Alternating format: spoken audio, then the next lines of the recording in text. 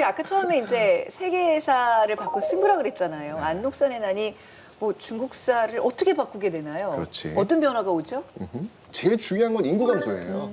아까 어떤 통계에 의하면 무려 70% 인구가 줄어들었잖아요. 세금을 낼 수 있는 사람들이 확 줄어들었다는 이야기? 야, 이러면 당나라 국가 재정이 말이 아니겠구나라는 생각이 드는데 또 문제가 뭐냐면 이 안록산을 진압하는 과정 속에서 이 북방민족들, 이 서양민족들 여기 굉장히 도움을 많이 받아요. 항상 외교에는 뭐가 들어간다? 돈. 영수증 첨부된다. 그렇죠. 그러니까 그 이후에 바로 이런 그 이민족들에게 줘야 되는 그 돈 이게 엄청나게 많아지는 거예요. 그러니까 심지어는 그쪽에서 이렇게 주로 이렇게 말이라든지 또는 뭐 유제품 이런 게 들어올 거 아니에요. 이거를 비싸게 사줘요. 아니 그 심지어는 말 가죽 같은 경우도 산 말이 이렇게 넘어오는 게 아니라 죽은 말 가죽 와도 산 말 가죽처럼 그냥 막 돈을 지불해 주는 것이죠. 잘 나갈 때야 뭐 괜찮겠지만 이렇게 위기 상황 때 계속 쓰다 보면 결국 당도 휘청휘청할 것 같아요. 이런 경제적으로 위축되는 면도 있지만 중요한 일이 하나 벌어지는데요. 그러니까 알록산의 날을 진압하는 과정에서 반란을 일으켰던 세력이 항복해 올 경우 이들의 항복을 받아줍니다. 그러면서 이들을 활용을 해서 반란을 진압하는 데 투입을 하게 되는 거죠.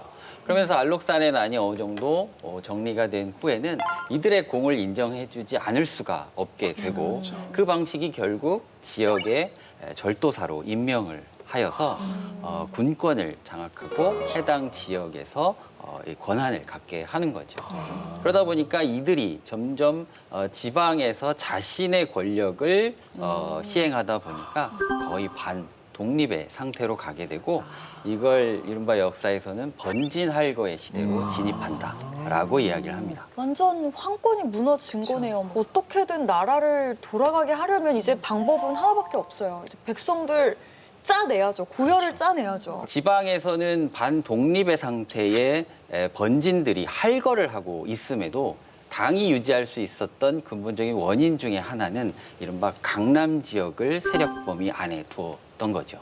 그래서 강남 지역에서 나온 경제적 이득이 당을 유지하는 데 아주 유용하게 쓰입니다. 그런데 강남 지역이 발달해지게 되는 과정을 좀 생각해 보면 알록산의 난이 일어나고 이른바 북중국에 거주했던 농민들 중에 상당수가 난을 피해서 남쪽으로 이동해 가게 되는 거죠.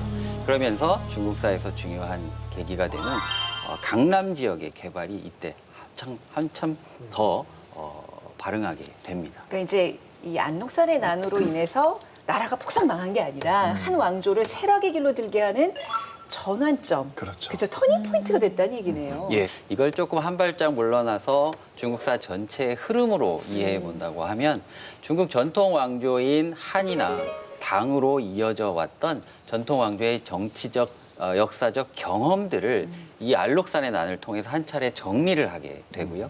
알록산의 난이 이후에 번진 체제를 포함해서 다양하게 새롭게 등장하는 사회적 조건과 경제적 상황들이 이후에 송나라라고 하는 이전 왕조와는 잠옷 다른 성격을 갖는 새로운 왕조가 등장할 수 있는 기반을 제공하게 된 거죠.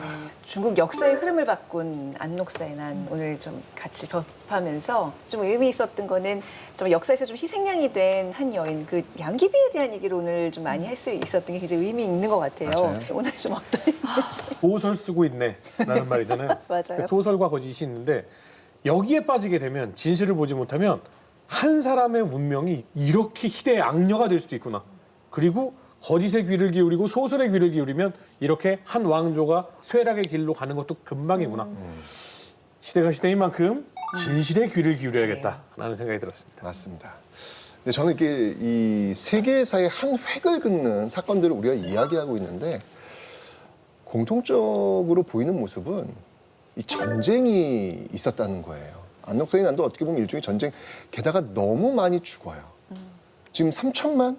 정말 중국 역사에서 이 최악의 킬링필드라고 할 수 있는 이런 시기를 통해 가지고 시대가 바뀐다라고 했을 때 저는 이렇게 시대 바뀌는 거 진짜 원치 않아요, 정말. 너무나도 많은 사람들의 희생이 있으니까. 하지만 역사라고 하는 게 바로 이런 그 희생 속에서 또 새로운 어떤 에너지를 만들어내는구나라는 걸 좀 안타깝게 바라본 시간이 아니었는가라는 생각이 듭니다. 네. 개인적으로 같이 이야기하면서 그야말로 현종의 그날을 같이 한번 걸어본 것 같은 그런 느낌을 받았고요.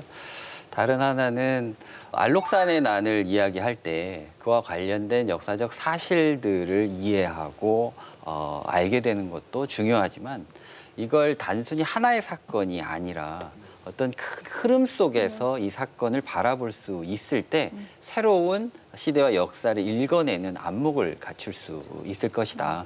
그렇다면 만약에 그런 경험들을 해서 우리가 할 수 있다면 지금 현재를 살고 있는 우리가 과연 어떠한 조건과 환경 그리고 앞으로의 어떤 흐름 속에서 살아가고 있는 존재인지를 파악할 수 있지 않을까 싶습니다.